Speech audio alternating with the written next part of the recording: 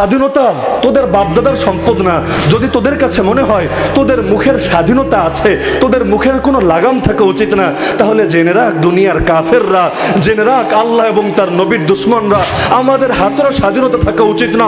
আরে তোর মুখের স্বাধীনতার দাবি যদি হয় আল্লাহর নবীকে গালি দেওয়া, আমার হাতের স্বাধীনতার দাবি হলো তোর কল্লাটাকে আলাদা করে দেওয়া।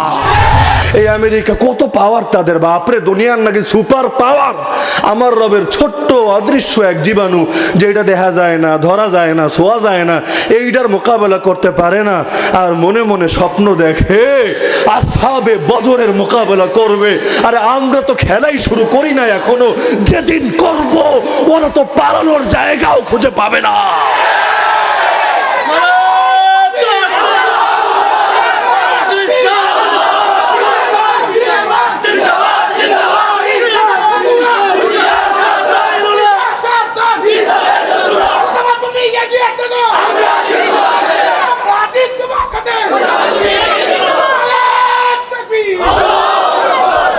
দেখতে সাধারণ মনে হলে কি হবে? অজগর সাপ শীতকালে এসে রোদ পোহায়, দেখলে মনে হয় মরা, এটা ধরলে কোনো কাম হবে না, খালি ধরে দেখেন ও কি জিনিস হারে হারে শিখিয়ে দেবে। দেখতে ক্ষুদ্র মনে হতে পারে, সাধারণ মনে হতে পারি, কিন্তু ভুলে গেলে চলবে না আমাদের গায়ে নবীর রক্ত প্রবাহিত। আমাদের আদিপিতাকে আমরা তো আর ডারউইনের শিক্ষায় শিক্ষিত হয়ে বলবো না আমগো আদিপিতা বান্দর, বলবেন নাকি? যতই হাই স্কুলে পড়াও, যতই কলেজে পড়াও, যতই তোমরা শিক্ষা ব্যবস্থাকে বিকৃত করো, লাভ নাই। কোনোদিন বান্দর রে আমরা বাপ বলবো না। আমাদের বাপ আদম, যিনি ছিলেন আল্লাহর নবী, আদি পিতাও নবী, জাতির পিতাও নবী, দেহের মধ্যে নবীর রক্ত প্রবাহিত। আর নবীর রক্ত গায়ে নিয়ে বাতিলের সামনে মাথা তো নত করতে পারি না। জান দিতে পারি কিন্তু ঈমান দিতে পারি না, কারণ নবীর রক্ত আমাদেরকে শিখিয়েছে এই কপাল সর্বদা উপরে থাকবে। যদি নত হতে হয় একমাত্র আল্লাহর সামনে নত হবে, এছাড়া দুনিয়ার কারো সামনে নতি স্বীকার করবে না। তো রাসূলের সাহাবীরা বলে, কি রে তুই মানবি? তোরে ছাইরা দিমু আর মুহাম্মদ রাসূলিতে চড়াবো। সে বলল, আল্লাহর কসম আমি তো এটাও মানবো না, আমি মদিনায় আমার বউ বাচ্চার মধ্যে সুখে থাকবো আর নবীর পায়ে একটা কাঁটা বিঁধবে, এটাও মানবো না। এমনকি মক্কার মুশরিকরা নিজেরা বলেছে, মা রাআইতু আহাদান ইউহিব্বু আহাদা কাহুব্বি আসহাবি মুহাম্মাদিন মুহাম্মাদা। দুনিয়াতে অনেক ভালোবাসা দেখেছি, প্রেমের অনেক হিস্ট্রি দেখেছি, কিন্তু মুহাম্মাদের সাহাবীরা মুহাম্মদকে যতটা ভালোবাসে এরকম পৃথিবীর কাউকে ভালোবাসতে দেখি নাই। দেখবে কিভাবে? আমাদেরকে গালি দিলে আমরা চুপচাপ সয়ে নেই, কত গালি তো দেয় না। আজকাল তো কয় দাড়ি রাখলেও নাকি জঙ্গি হওয়ার আলামত, টাকনুর উপরে কাপড় পরলে বিশুদ্ধ উচ্চারণে আসসালামু আলাইকুম আর আল্লাহ হাফেজ বললে এগুলোও নাকি জঙ্গি হওয়ার আলামত। কয়দিন পর বলবে মুসলিম পরিচয় দেওয়াই জঙ্গি হওয়ার আলামত।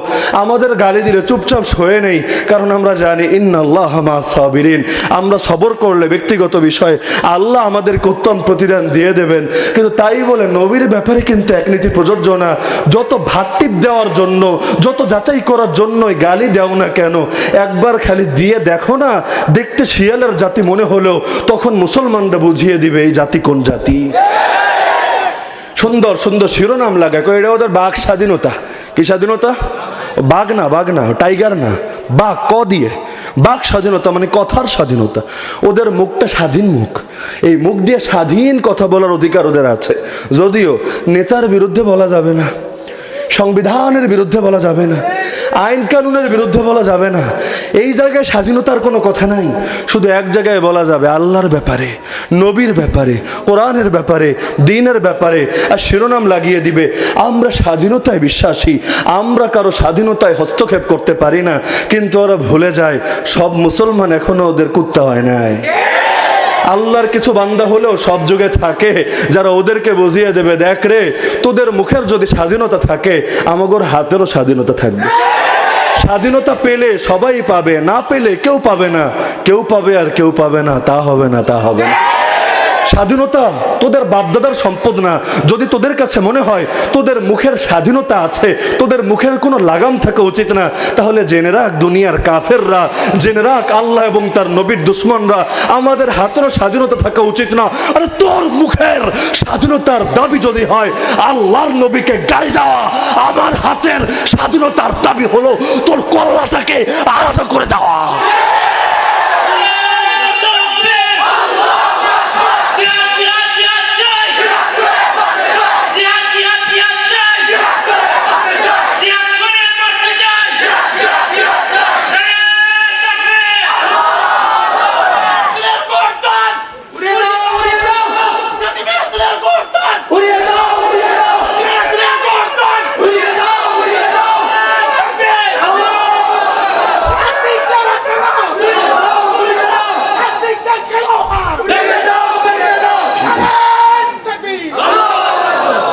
ওদের এটা ভাবার কারণ নেই যে আমাদেরকে মেরে ফেললে ইসলাম মনে হয় দমে যাবে, ইসলাম মনে হয় থেমে যাবে। আরে কথাগুলো উচ্চারণ করতে পারে একজন, উচ্চারণ করতে পারে 10 জন, উচ্চারণ করতে পারে 100 জন, কিন্তু এটা ভাবার কারণ নাই এটা শুধু বক্তার কথা, আর এটা তো প্রত্যেক মুসলমানের দিলের কথা। সুতরাং এটা ভাবার কারণ নেই আমাদেরকে মারলে মুসলমান দমে যাবে, আমাদেরকে মারলে ওরা স্বাধীনভাবে নবীরে গালি দিতে পারবে, আর একজনকে মারলে 1,00,000 জন জন্ম নিবে। আর ওদের জেনে রাখা দরকার কয়জনরে মারবি তোরা, একদিকে লাশের সাগর পড়বে, একদিকে শহীদের মিছিল বইবে, আর একদিকে আল্লাহর পথের মুজাহিদও তৈরি হবে যারা তোদেরকে কড়ায় গন্ডায় হিসাব বুঝিয়ে দেবে। আল্লাহর জমিন থেকে আল্লাহর দুশ্মনদের নাম নিশানাও চিরতরে মিটিয়ে দেবে।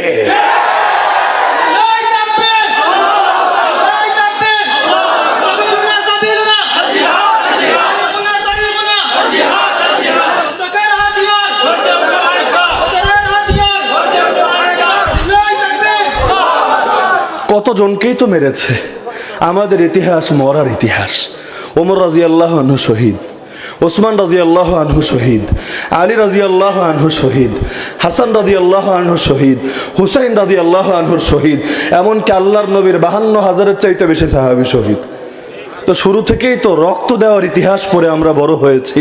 একদিকে শাহাদাতের রক্ত জমিনের মধ্যে পড়তো, আর একদিকে চিৎকার করে বলতো ফুজতু ওয়ারাব্বিল কাবা, কাবার রবের কসম আমি কামিয়াব হয়ে গেছি।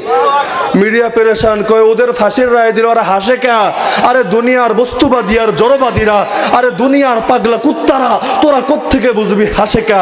আরে যাকে তার রবের সঙ্গে মিলিত হওয়ার সুসংবাদ শোনানো হয়, আরে যাকে শাহাদাতের অগ্রিম আশ্বাস দেওয়া হয়, আরে যাকে জান্নাতের সবুজ পাখি হওয়ার স্বপ্ন দেখানো হয়, সে হাসি দমাবে কিভাবে? মৃত্যুর ভয় দেখিয়ে লাভ আছে? আরে বলে না আছে? আমাদের ইতিহাস তো খালি মরার ইতিহাস। কত মানুষ শুধু বলার কারণে মরেছে। মক্কার জীবনে তো জিহাদ ফরজ ছিল না? ছিল, ছিল। মক্কার জীবনে ইসলামে খেলাফা কায়েম ছিল, মক্কার জীবনে ইসলাম বিজয়ী ছিল। তারপর মক্কার জীবনে সাহাবীরা মরেন নাই। এমনকি শুধু পুরুষ না, নারীও মরেছেন। ইসলামের প্রথম শহীদ তো এক নারী, তাও যুবতী নারী না, বয়স্কা নারী, সুমাইয়া রাদিয়াল্লাহু আনহা যার নাম। তার মানে ইতিহাসটাই তো মরার ইতিহাস। আরে মরার ভয় দেখিয়ে লাভটা কি? মরতেই চাই, মরতেই চাই, তবে আত্মহত্যার মরণ চাই না, গাড়ির তলে পড়ার মরণ চাই না, কুত্তা শুয়োরের মতো মরণ চাই না, আর মহিলাদের মতো বিছানার মরণ চাই না। আমরা তো রবের পথের শাহাদাত চাই। কেউ শাহাদাত না চাইলে তার ঈমান থাকবে? শাহাদাতরে ঘৃণা করলে ঈমান থাকবে? তো ওরা আমাদের কিসের ভয় দেখাবে? তা আল্লাহ রাসূলের সেই সাহাবী জবাব দিলেন। একইভাবে হাবিব রাদিয়াল্লাহু আনহু, তারও বলা হলো কিরে আতাশহাদু আন্না মুহাম্মাদান রাসূলুল্লাহ, তুই কি সাক্ষ্য দিচ্ছিস যে মুহাম্মদ আল্লাহর রাসূল? সে বলল আল্লাহর কসম আমি সাক্ষ্য দিচ্ছি মুহাম্মদ আল্লাহর রাসূল। কই ভালো কথা, তাহলে দ্বিতীয় ধাপে এবার বল আতাশহাদু আন্নী রাসূলুল্লাহ, তুই কি এই কথারও সাক্ষ্য দিবি যে আমি মুসাইলিমাও আল্লাহর নবী? সে বলে আল্লাহর কসম কোনোদিনও এই সাক্ষ্য দেব না যে তুই মালাউন আল্লাহর নবী। নবীর পর কোন নবী আছে? আরে বলে না আছে। সেকুলার রাষ্ট্র আইন পাশ করুক বা না করুক, আমরা মুসলমানরা বলে যাব নবীর পর কোন নবী নাই। গোলাম আহমদ কাদিয়ানি একা না, ওর মতো আর কোটি কোটি মালাউন যদি দাঁড়িয়ে যায় নিজেদেরকে নবী দাবি করে, সেকুলার রাষ্ট্র মানুক বা না মানুক, রক্তের শেষ বিন্দু পর্যন্ত আমরা ওদেরকে বলে যাব নবীর পর কাউকে নবী আনতে পারবো না। নবীর পর কেউ যদি নিজেকে নবী দাবি করে তার একটাই শাস্তি, তার জাহান্নামে পৌঁছে দেওয়া হবে।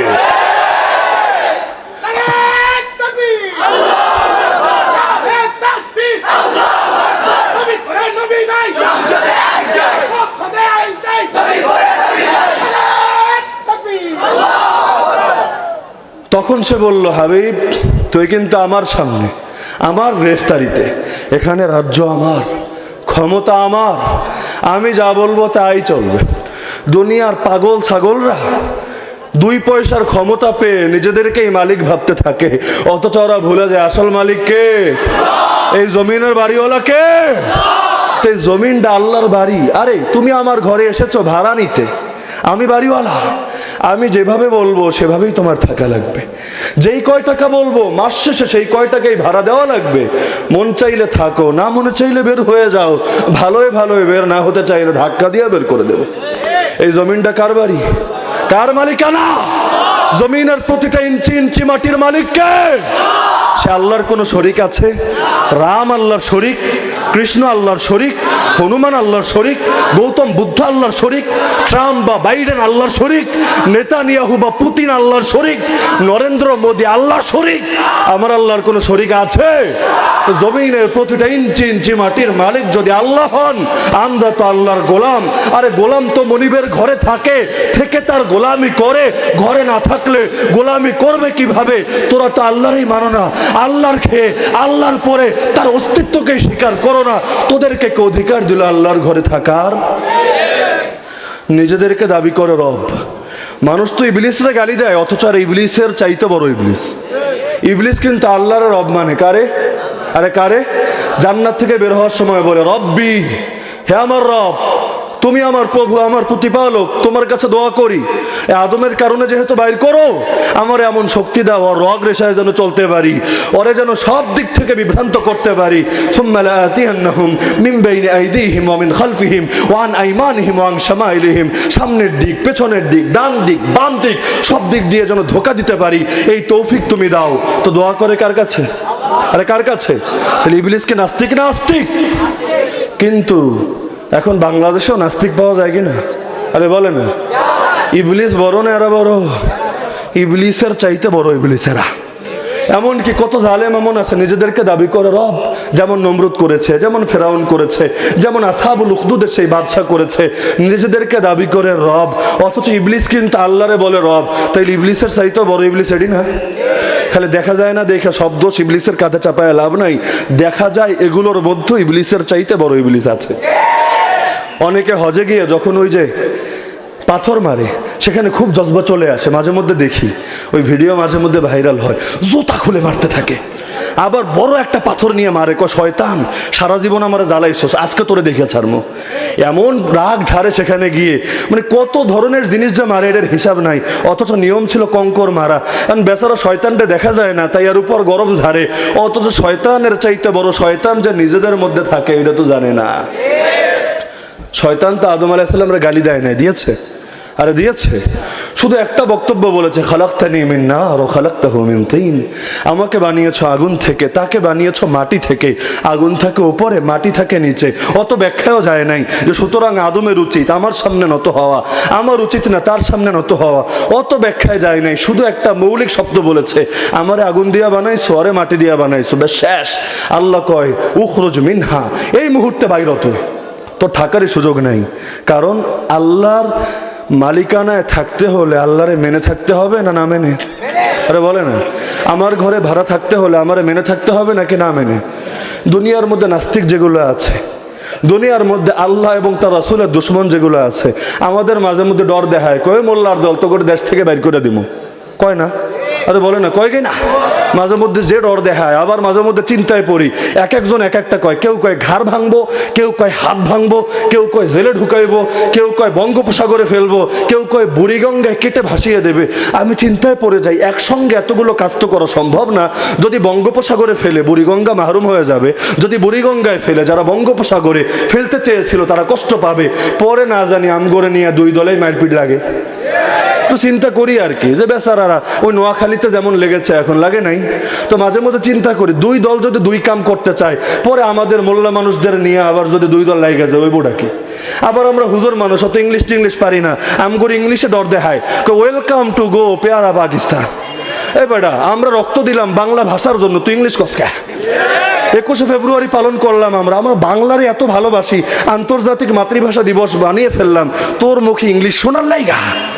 এখন ভেবেছে না হুজুর মানুষ, ইংলিশে কইলে মনে হয় বুঝবো না, কিন্তু ওরা জানে না হুজুররা এখন একটু একটু ইংলিশ পারে। পারবো না কে? হুজুররা তো জমিনের রাজা, রাজা না? আরে বলে না, নবীরা এই জমিনে আল্লাহর খলিফা ছিলেন কি না? তো সেই নবীদের ওয়ারিস তো আমরা, এই জমিনের নেতৃত্ব তো আমরা দিব, যার কারণে ভাষা তো আমাদেরও শেখা লাগে। আমাদের কয়, একবার কয় তো করে পাকিস্তান পাঠায় দিব, আর একবার আমাদের শাইখ মুর্শিদ আল্লামা জুনায়েদ বাবু নগরীরে বললো, এখন থেকে প্রায় 3 মাস আগে তোমারে ভিসা দিয়ে আফগানিস্তান পাঠিয়ে দেব। এরপর আমি খালি ঘড়ি দেখি, কিরে দিন যায় ভিসা আহে না কে? একদিন যায়, 2 দিন, 1 সপ্তাহ, 2 সপ্তাহ, মাস শেষ হয়ে 3 মাস হয়ে গেল। হাটাজারিতে যাই কয়বার যায়, খাদেমরা জিজ্ঞেস করি, কি ও ভিসা টিসা আইছে নাকি? পাসপোর্টই আটকায় রাখছে, ভিসা দিব কোত্থেকে? পরে বুঝলাম আসলে বলদের দল শুধু ভয় দেখাতে চায়, আসলে কামের কাম কিচ্ছু না। তো এই যে খালি কলসি বাজে, বেশি খালি বাজায়, আমগরে নাকি দেশেই থাকতে দিব না। ভাবটা এমন, দেশটা নাকি অগো বাপের। দেশ কি অগো বাপের? দেশ কি ওদের বাপের? এই জমিন আল্লাহর, আল্লাহর জমিনে আল্লাহর গোলামরা থাকবে। তোদের যদি আল্লাহর জমিনে আল্লাহকে ভালো না লাগে, আল্লাহর কথা ভালো না লাগে, তোরা বের হয়ে যা জমিন থেকে।